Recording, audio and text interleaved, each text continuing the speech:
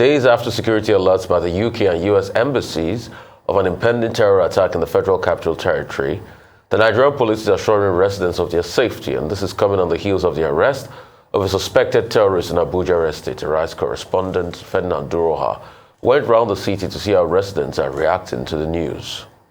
A drive through the capital city shows that businesses are going on as usual, and there is no noticeable presence of security personnel within the city. This is the situation at Wuse Market. Here, there are no visible security precautions. It is the same at the popular Banek Shopping Plaza at Wuse 2 and some other private and public establishments. Some establishments seem to be taking some precautions. A temporary closure of the Jabi Lake Mall caused some apprehension. The management refused to disclose reasons for the temporary closure, but said the mall will be reopened soon. There is also some apprehension in the federal capital following news of a sting operation by security operatives at the Trade Mall Estate Lube. Engineer Adewale Adenaike is the chairman of the estate. He tells us more about the operation. What really happened on Monday, about 3 o'clock in the afternoon, was my phone was ringing incessantly whilst I was in the bathroom. Then I came out and I saw that I've had several missed calls. It happened to be our own chief security officer calling my number and the supervisor of the security outfit that we have, asking me what's going on in the estate. And I said, going on how? And they said our estate has been locked up by the officials of DSS and some American army. So that provoked my own curiosity. So I quickly dressed up and I came out. And on my own street, I saw a heavily masked DSS person asking me not to move. And I told him I will have to move because I need to know why you're here. And not only that, I am answerable to the residents. So you need to tell me why you're here. I'm not going to infringe or disturb what you're doing, but let me know what you're doing. And at that point, he said they're here on the suspicion of terrorist activity. I said, in my estate? He said, well, know your neighbors. I said, okay, fair enough. Because you are security agents, there is nothing we can do than to allow you carry out your duties. Then eventually they left my street and went to another street where the alleged suspect lived. And they eventually arrested the person they came for and I think his brother as well. And they took them out of the estate. That was the end of it. And we've not heard anything since then. But as an estate, what we did was to go to the family of the person that was taken away and to ask what actually happened. And they said they were confused as well, that people just came and broke their door, broke their gates and all of this. I said, okay, we'll wait, because then I put a call through to the DPO, our own DPO in the area, and she confirmed she was aware of the operation, and in fact the CP was also aware. So I said, okay, if it's working at that level, so we need to back off, because it's a security issue. The suspect is a resident, and is from Kogi State. So yes, we know who was taken away, but we cannot label him a terrorist because we don't know that. Because you can't just call somebody a terrorist until a court of competent jurisdiction is able to do that. So as far as I'm concerned, it was an allegation. And the security agencies have the right to do what they have to do, especially where terrorism is concerned. In the meantime, security operatives stepped up their preparedness with the commencement of a counter-terrorism incident simulation exercise at the force headquarters. The police says the objective of the exercise, codenamed Operation Darking Gagawa, translated to mean quick intervention, is to ensure that threats are neutralized and the city adequately protected. It is another evening in the Federal Capital Territory and close of work, if I might add. Now, these Nigerians from various walks of life are indeed going home and praying that they will get home safe. Now, these follows threats of terror attacks issued by the UK and US embassies. However, the security operatives have said that they are on top of the situation and have assured residents of the FCT that they are indeed safe. Ferdinand Duroha, reporting for Far Eyes News. And the UK has warned its citizens against traveling to the nation's capital, Abuja. It also warned against all the essential travel to about 13 states, including Bauchi, Kano, Jigawa, Niger, Abia, Plateau, Delta, Bayelsa, and Rivers State. It comes as the UK And the U.S. warned of possible terrorist attack in Abuja, with government building, place of worship, schools being particularly targeted. The United States authorized the departure of non-emergency employees and their families from Nigeria, with some diplomats leaving yesterday. A lot to talk about this morning, Dr. Bati. Okay, many dimensions to this. We've been treating this for the past 2 days. And the major concern that we have expressed on this program is what looks like lack of coordination among the agencies of government addressing this challenge. And also the implications of the call out by the UK High Commission in Nigeria, the US mission in Nigeria, and now those two missions have been joined by the Canadians, who are also warning their residents to be careful in Nigeria, where they go to, and what may well happen.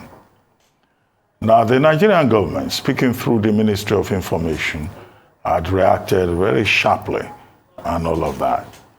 Okay, the first thing to note is that in terms of international relations, countries share intelligence. The intelligence community, in spite of the differences, the geopolitics, work together for the most part. What has happened, it will appear, is that the Americans, through their Operation Intense Resolve, have been able to displace the leaders of ISIS in northern Syria.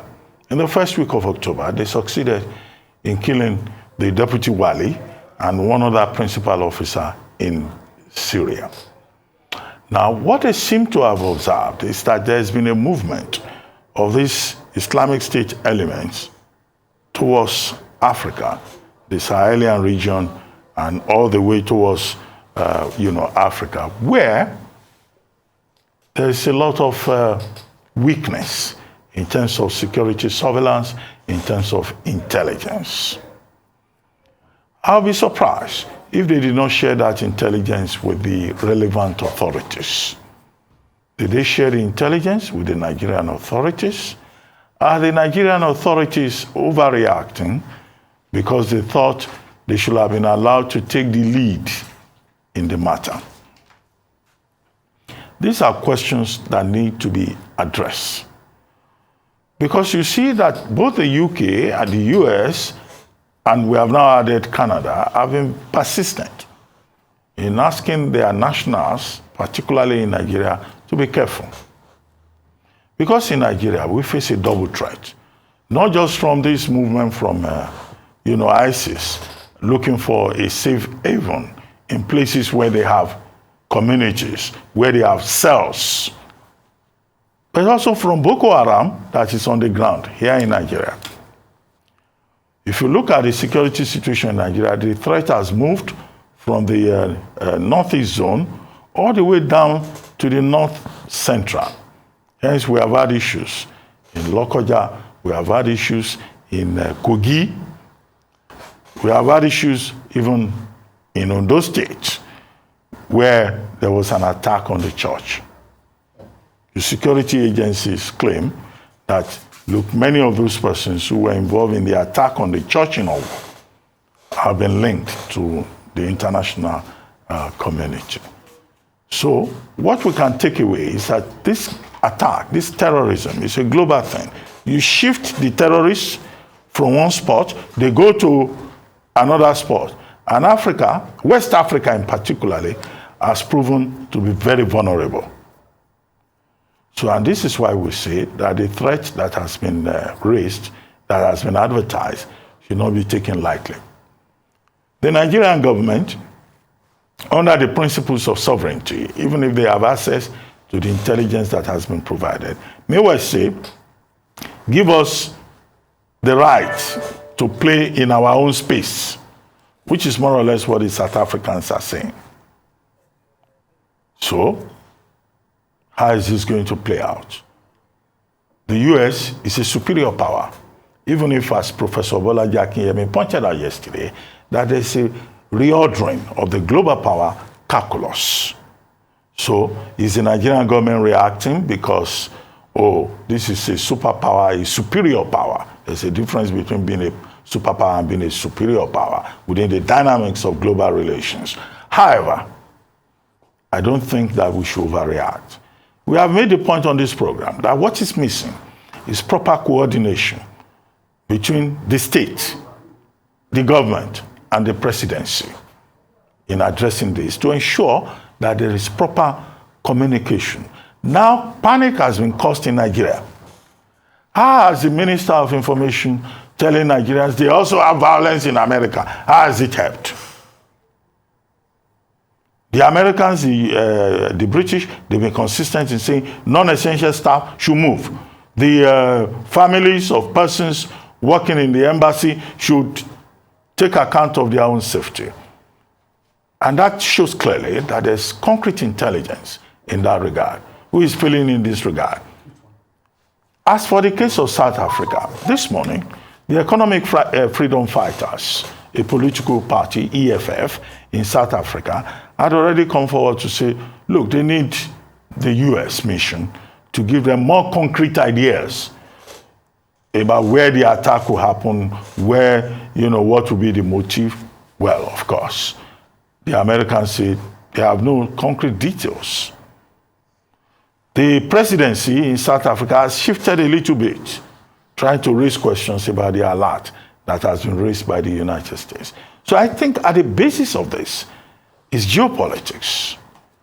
Countries in the southern part, in the context of the North-South relations, are likely to feel that countries of the North are intimidating them for their own purpose. One other subtext is this war between UK and Ukraine and Russia. Many African countries have chosen the position of being non-aligned. Have you seen any African country that is going front, in the front, to say, oh, we have taken a position? Even Nigeria has been careful. South Africa has been careful. Could that, let us ask, also be the reason why the United States is raising these alerts? Nigeria, South Africa, two major strategic countries in Africa. But whatever may be the reason, within the context of geopolitics, I do not think that the appropriate reaction of the African countries will be to dismiss the threats. I do not think that the appropriate response will be to resort to name-calling.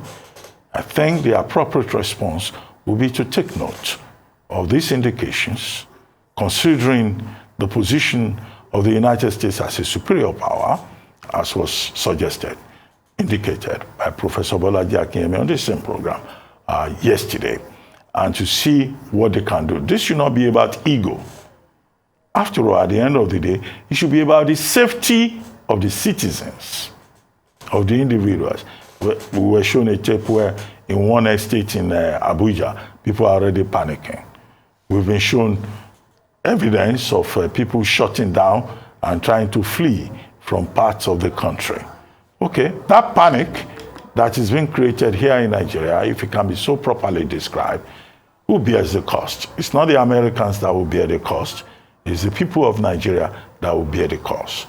And really, the key intelligent thing to note is that the displacement of the ISIS leadership in northern Syria in this month of October is likely to cause reverberations, and it is not unthinkable to assume that the leadership of these terrorists will find accommodation in places that they think provide that accommodation.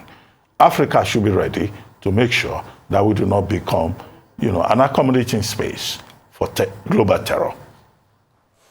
I mean, very well said, Dr. Abati. Two things we have to extrapolate is the fact that once an intelligence report comes out, it is incumbent on all parties to collaborate.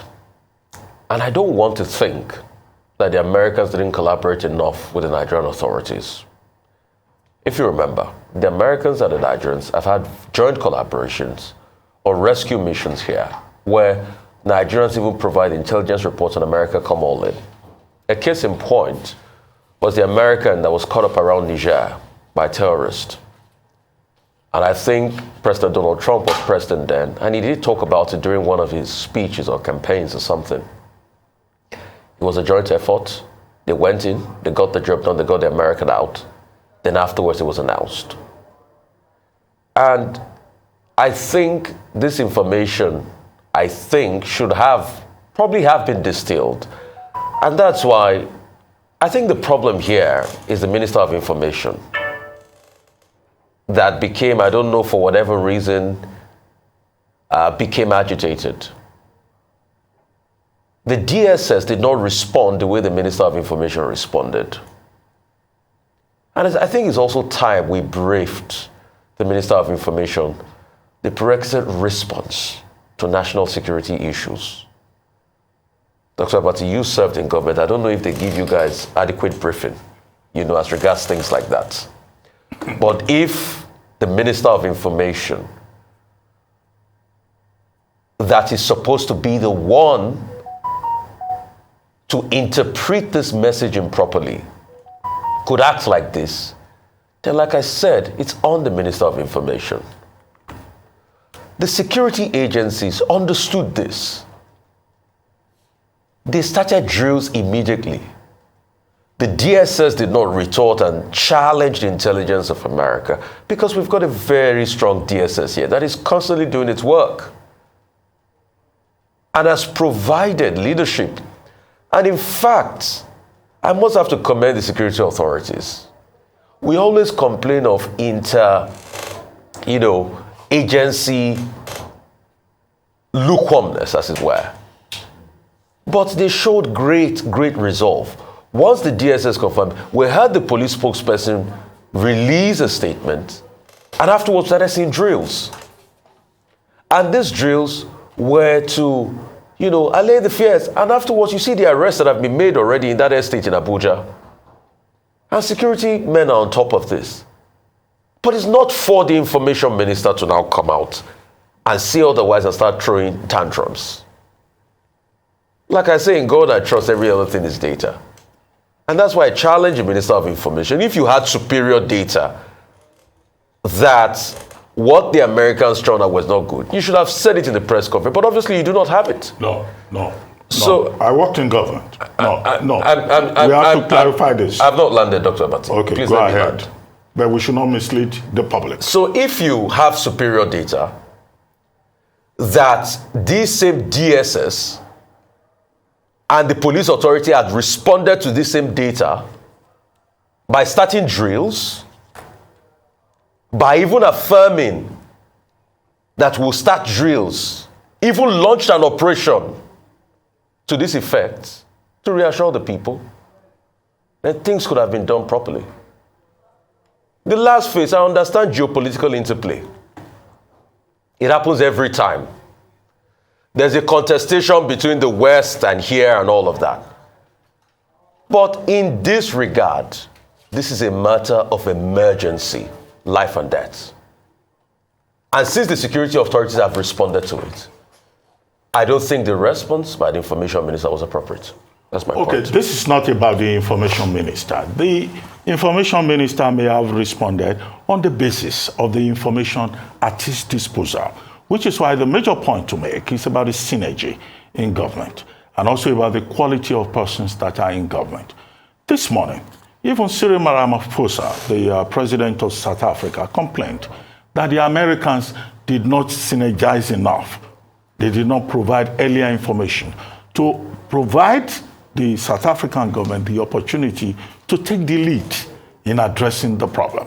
That was why I raised the question earlier on that, look, in international law, nothing is written is cast in stone, okay? These things change. Nations have sovereign interests, and they react on the basis of their sovereign interests. We are not sure that even in the case of Nigeria, that the American authorities shared information with the Nigerian state. The Nigerian state, as Lai Mohammed pointed out, got the information in the media. Okay, even if he got the information in the media, what was the level of synergy? What is the level of his access to the information system, to the security place within Nigeria? Does he have access to the blue paper, for example, from the Nigerian International Agency? Does he have access to the daily report from the DSS? Does he have access on the reports daily from the DMI?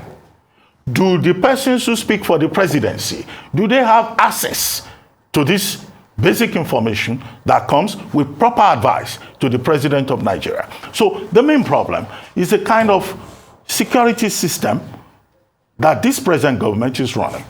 The main problem is the kind of communication framework that they have in place. In my time in the Nigerian government, we had in place a network where we met every week and shared information. There were specific persons who had access to this security information that I'm talking about. Does Lai Mohammed even have that access? So it's not enough to just bear one big title, Minister of Information. How much access does he have to the system? So if people don't have access, they will just react emotionally in a manner in which they just hold their position, and they will demonstrate, their lack of access. But the people in DSS, in DMI, in NIA, they will necessarily have the information. I hope there will be proper briefing from those strategic departments of state so that we can have clarity and we don't make assumptions about how the Nigerian state works. Thank you so much for that clarity, Dr. Abati, and it's really important. So now we're beginning to get a clearer picture of what was happening, but the reflection on us is not good at all. We should tidy up things.